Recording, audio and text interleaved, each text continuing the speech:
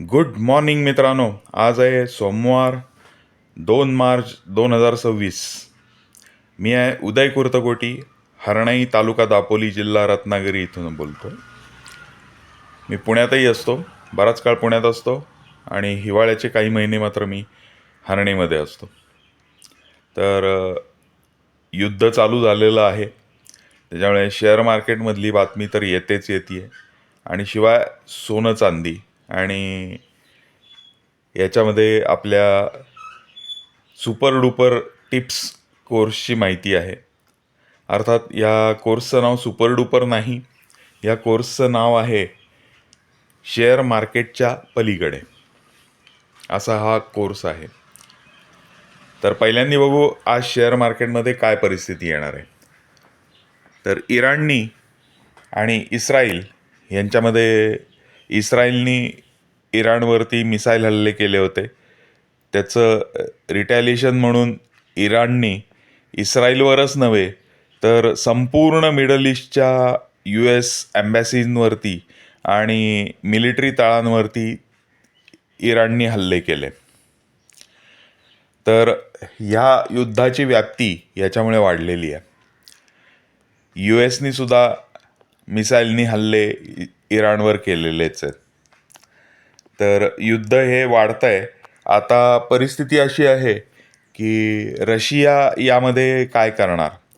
कारण रशियाने वॉर्निंग दिली होती की जर अमेरिकेने इराणवर डायरेक्ट हल्ला केला तर आम्ही गप्प बसणार नाही, अशी वॉर्निंग दिली होती. आता रशिया काय करणार हे आपल्याला बघावं लागेल. आता याच्यातच बातमी आलेली आहे की आयातोल्ला खोमेनी हा मरण पावलेला आहे, अशी कन्फर्म्ड बातमी सगळ्यांनी दिलेली आहे. तर त्याच्यानंतर त्याचा वारसदार कोण होतोय ह्याविषयी मार्केट जागरूकपणे बघणार आहे. तर आज मार्केट पडणार आहे हे नक्की, कारण युद्धाची व्याप्ती वाढलेली आहे आणि व्याप्ती वाढल्यामुळे हे मार्केट हे सुरुवातीला 0.5% ते 1.5% पडण्याची शक्यता आहे. 1.5% जायची शक्यता थोडी कमी आहे, पण 0.5%च्या पुढं मात्र मार्केट पडणारच पडणार आहे. तर यावेळेस घाबरून न जाता आपल्याला फंडामेंटली स्ट्रॉंग शेअर्स जे आहेत हे कसे निवडायचे हे आपण मागच्या जानेवारीच्या व्हिडिओपासून आपण सर्व सविस्तर सांगितलेले आहेत. प्रत्येक व्हिडिओमध्ये थोडी थोडी आपण टीप देत गेलेलो आहे. तर तुम्ही जर का ते व्हिडिओ पाहिले नसतील तर जरूर बघा आणि त्याच्यामधनं तुम्हाला बरंच काही शिकायला मिळेल. आणि फंडामेंटली स्ट्रॉंग शेअर्स विकत घेऊन आपण कसे मल्टीबॅगर शेअर्स मिळवता येतील हे त्याच्यामधनं शिकत आलेलो आहोत. आणि आपला जो कोर्स आहे या कोर्समध्ये मल्टीबॅगर शेअर कसे निवडायचे ह्याचे काही फंडे आपण सांगितलेले आहेत.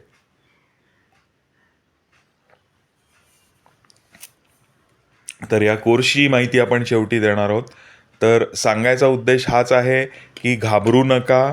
आज तुम्ही शेअर विकत घ्यायची संधी शोधा.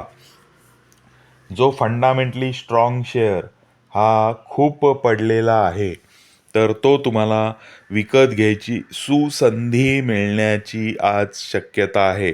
एक नाही, काही शेअर्स तुम्हाला मल्टिपल शेअर्स मिळू शकतात. कसे निवडायचे हे आपण पूर्वी वारंवार सांगितलेले आहे.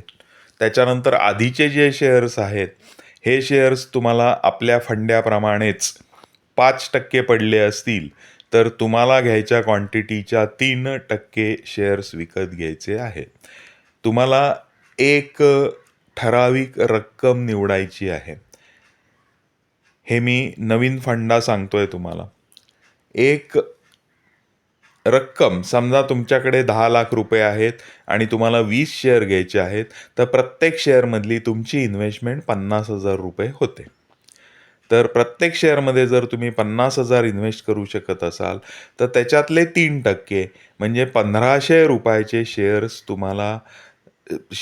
तुम्हाला दर 5% पडल्यानंतर तो शेअर विकत घ्यायचा आहे, जर तुम्ही एक्झिस्टिंग शेअर्सच्या बाबतीत बघितलं तर एक्झिस्टिंग शेअर्स 5% मागच्या पर्चेसपेक्षा 5% खाली आले असतील तर तुम्हाला तो शेअर ₹1,500 घ्यायचा आहे. जर तुमची टोटल इन्व्हेस्टमेंट 10,00,000 असेल आणि तुम्हाला 20 शेअर घ्यायचे असतील टोटल तर. जर तुम्हाला जास्ती शेअर घ्यायचे असतील तर ही अमाऊंट कमी होत जाईल. जर तुमच्याकडे रक्कम जास्ती असेल, से 50,00,000 असतील आणि तुम्हाला जर का 30 शेअर घ्यायचे असतील तर पर शेअर तुम्हाला 1,66,000 ₹1,67,000 तुम्हाला त्या शेअरमध्ये इन्व्हेस्ट करायला मिळतात. तर अशा प्रकारे कॅल्क्युलेशन करा आणि त्याचा फायदा तुम्हाला मल्टीबॅगर निवडण्यात होईल. कसं ते आपण कोर्समध्ये शिकवत आहोत. तर आता बघूया सोन्या चांदीकडे. सोनं चांदी आज वर जाणार आहे आणि हळूहळू ते वरच जायच्या दिशेने चालू राहणार आहे.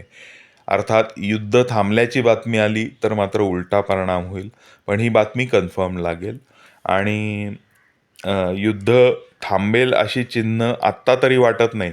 कारण इराणकडे 1,00,000च्या वर मिसाईल्स आहेत आणि त्यांनी आत्तापर्यंत फारशी वापरलेलीच नाही आहेत. त्याच्यामुळे त्या आणि मिसाईलवरती पाठवण्यासाठी हुकूम कोण देतंय हेच कळत नाही आहे. अशी परिस्थिती आज जागतिक आलेली आहे, विचित्र परिस्थिती आलेली आहे. तर ह्या विचित्र परिस्थितीमुळे कुठं हल्ले होतील, कुठं नाही ही कुणी कल्पनाच करू शकत नाही. कारण हुकूम कोण देतंय, ऑर्डर कोण देतंय हेच नोन नाही. कारण आयातुल्ला खोमेनी गेल्यामुळे कंट्रोलिंग अथॉरिटी गायब झालेली आहे आणि अनकंट्रोल्ड मिसाईल्स येणार आहेत. तर याच्यामुळे युद्धाची व्याप्ती वाढत जाण्याची शक्यता खूप मोठी आहे आणि जसं जसं हे मिसाईल हल्ले होत राहतील तसतसं सोन्या चांदीकडे लोक इन्व्हेस्टमेंट म्हणून यायला लागतील आणि सोनं चांदी वाढायला सुरुवात होईल. त्यातल्या त्यात सोनं हे जास्ती लोक पसंत करतात. त्याच्यामुळे चांदीपेक्षा सोन्यामध्ये वाढ चांगली होईल. पण आपण सध्या चांदी या मेटलकडे जास्ती लक्ष देत असल्या कारणाने सोन्यामध्ये आत्ताची इन्व्हेस्टमेंट आपण न करता चांदीकडेच आपण बघत आहोत. तर कुठलीही इन्व्हेस्टमेंट करायच्या अगोदर शेअर बाजारात, ETF मध्ये, फिजिकल किंवा डिजिटल सोनं चांदी यामध्ये इन्व्हेस्ट करताना तुम्ही तुमच्या वित्तीय सल्लागाराशी सल्लामसलत करून मगच निर्णय घ्या. माझा निर्णय चुकू शकतो. मी सेबी रजिस्टर्ड नाही, मी ॲनालिस्ट नाही. मला काय वाटतं हे तुमच्यापर्यंत पोचवतो. मार्केटमध्ये काय खबरबात आहेत हे तुमच्यापर्यंत सांगत असतो. बरं, आता आपण बघूया आपल्या कोर्समध्ये. ह्या कोर्समध्ये तुम्हाला असं काही शिकायला मिळणार आहे की 50% माहिती ही तुम्ही कुठंही कधीही ऐकलेली नसेल. मला आज शेअर मार्केटचा 42 वर्षाचा अनुभव आहे. मी शेअर मार्केटचा इंडियाचा पहिला ऑफिशियल कोर्स जो मराठा चेंबर्स ऑफ कॉमर्सनी प्रमोट केलेला होता आणि त्यावेळचे दिग्गज लोक म्हणजे आज CEO, CFO म्हणतात, त्यावेळेस जनरल मॅनेजर असायचा. TCSचे जनरल मॅनेजर, त्यावेळेस बॉम्बे स्टॉक एक्सचेंज होतं, त्याच्यातली दिग्गज लोक, पुणे स्टॉक एक्सचेंजमधली अतिमोठी मंडळी यांचे लेक्चर्स ठेवलेले होते की जे स्वतः अति मोठ्या प्रमाणावर त्यावेळेस पैसे कमवलेली लोक होती, त्यांचे लेक्चर्स होते. त्या लेक्चरपासनं माझी शिकण्याची सुरुवात झाली शेअर मार्केटची 1983 साली आणि त्याच्या आधीपासनं मी शेअर मार्केटमध्ये आहे. त्यावेळेस अर्थात स्कोप खूप कमी होता. इकॉनॉमिक टाइम्स किंवा टाइम्स ऑफ इंडियामध्ये शेअर्सचे भाव यायचे तीच आणि एक पान बातमीचं असायचं. इकॉनॉमिक टाइम्स किंवा फायनान्शियल एक्सप्रेस हेच फक्त माहिती देणारे पेपर्स असायचे किंवा कंपनीचे ॲन्युअल रिपोर्ट्स जे यायचे. तुम्ही शेअर्स जर का घेतला असेल तर तुम्हाला ॲन्युअल रिपोर्ट घरपोच यायचा आणि तो वाचल्यानंतर तुम्हाला त्या कंपनीविषयी माहिती कळायची. एवढाच लिमिटेड ॲक्सेस होता. ग्राफ किंवा इंटरनेट वगैरे ही भानगड त्यावेळेस नव्हतीच. तर खूप अवघड असतानासुद्धा शेअर्समध्ये त्यावेळेस चांगले पैसे मिळायचे आणि मी मिळवलेली आहेत. तर त्याच्यामुळे माझा जो अनुभव आहे हा आता 42-43 वर्षाचा अनुभव झालेला आहे आणि त्या अनुभवातनं माझ्या गाठीशी जे आलेलं आहे त्याचं फंड्यात रूपांतर करून तुम्हाला हे मी सर्व शिकवत आहे. त्याच्यामुळे 50% माहिती ही आपण जो सांगतोय ही सर्वत्र अवेलेबल आहे. पण उरलेले 50% जे आहेत, तर हे 50% माहिती आपण बाजारात कुठेही अवेलेबल नसणारी अनुभवातनं मिळालेली जी गोष्टी आहेत, या तुम्हाला त्या कोर्समध्ये आपण शिकवणार आहोत. या कोर्सची माहिती, बाकी सिलॅबस वगैरे काय काय असेल, हे मी एका व्हिडिओमध्ये सांगितलेलं आहे. तर तुम्हाला पाहिजे असेल तर डिस्क्रिप्शनमध्ये त्या व्हिडिओची लिंक मी दिलेली आहे. ती जरूर वाचा.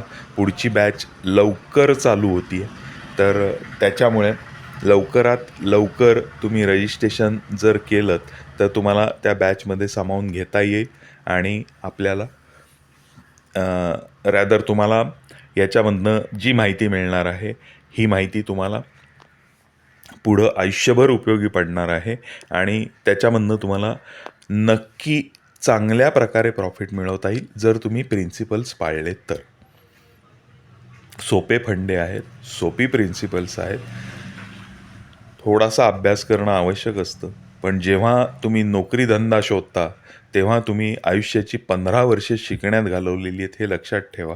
त्याच्यामुळे हे 4-5 महिन्याचा आपला कोर्स शिकणं हे काही फारसं कठीण काम नाही. त्याच्यावर थोडंसं काम करणं हेही काही फारसं कठीण काम नाही. तर या तुटपुंज्या शिकण्यावरती सुद्धा तुम्हाला प्रॉफिट कमवता येऊ शकतो, मोठ्या प्रमाणावर कमवता येऊ शकतो. आपण हे जे सांगतो हे मल्टी बॅगरसाठीचं सांगतोय. हा कोर्स फक्त मल्टी बॅगर शोधण्यासाठी आणि त्यातून प्रॉफिट कमवण्यासाठी आपण तयार केलेला आहे. आपण हे फक्त स्मॉल कॅप आणि मायक्रो कॅप कसे निवडायचे हे त्या कोर्समध्ये दिलेलं आहे.